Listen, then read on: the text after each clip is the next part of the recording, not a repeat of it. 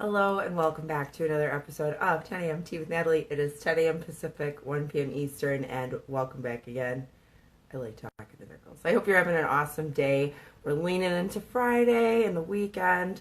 It's been really hot here in Portland. It's like, been in the 80s. It's kind of crazy. And then, of course, when we're all back off work again, it's going to be back in the 60s and raining. But it's coming. Summer is coming, and it's going to be great. And so I'm checking back in today to talk to you guys again about kind of the history of acupuncture and where it came from. We started the week kind of comparing Eastern medicine and Western medicine. And then yesterday we got a little bit into the fact that it's super duper ancient. And so there's a lot of different theories as far as like who were the first acupuncturists. And a lot of them kind of make sense. And I think it might be kind of a hybrid sort of situation where it's a little bit of column A and a little bit of column B all coming together to kind of create this amazing thing that I use called Chinese medicine. And so one of the theories is that it's like the seamstress theory, which is that women were kind of sewing clothing and stuff, and as they were, working, their neck and shoulders were getting really tight. And so, they just took the needle and stabbed it in there.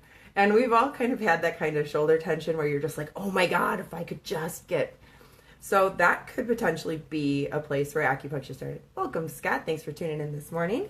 There's also warrior theory. When they were using bows and arrows, potentially a warrior was punctured somewhere and then it relieved pain in a different area, or he was punctured somewhere and it caused pain in a different area, and that helped people kind of start to put together the picture of acupuncture points and channels, potentially.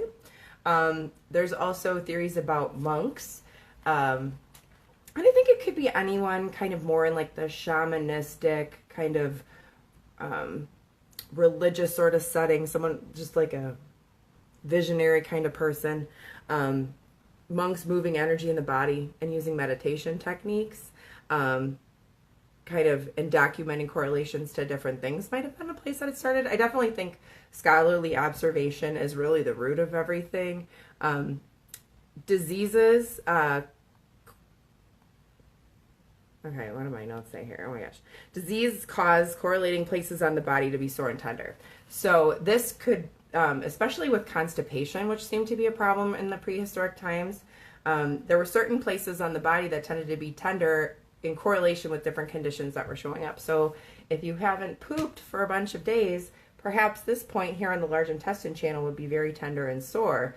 And then you could treat this tender, sore spot to cause change in the system to get your belly a little bit more under control. There are also thoughts,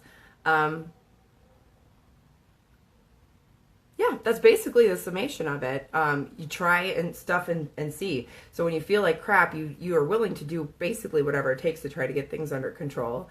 And certain things started to work for certain conditions over time. And over millennia and hundreds and thousands of years, you can come up with some pretty great correlations, especially if you have a lot of people in the mix doing those different activities. So really, acupuncture was developed over time with observation. They also realized that points above and below an area of problems, so say you're having some elbow pain, points up on the shoulder, points in the forearm can benefit the elbow. And so that was a way that they sort of started to elucidate that maybe there are channels and lines and things kind of going on where things are sort of connected to each other in different ways. And so in a very rough aspect, that could kind of have been the start of acupuncture. Moving forward, and that's kind of just like acupuncture points and channels on the body. Moving forward, we're going to do more discussion about Eastern theory. And so kind of the philosophy behind how things work in the culture, because that is really what the basis of Chinese medicine is. As above, so below, and kind of all the different concepts that we talk about a lot with our patients.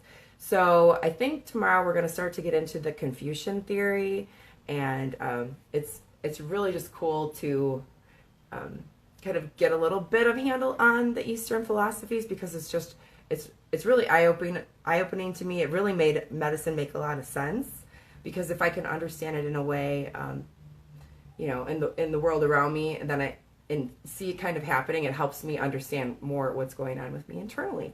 And then I share that information with my patients to help them understand their bodies better, because when you really understand what's going on, it helps you make the choices It helps it kind of stick in a little bit more in your brain why you're doing this versus doing that, and why it's so important to be taking care of yourself. So make sure you tune in tomorrow for a little bit of history on Confucianism, and we will kind of carry on from there. I hope that you have an awesome day. 10 a.m. Pacific, 1 p.m. Eastern tomorrow. Check back in on Facebook Live. Have a glass of water. Take care of yourself, and I will check in soon. Take care. Bye-bye.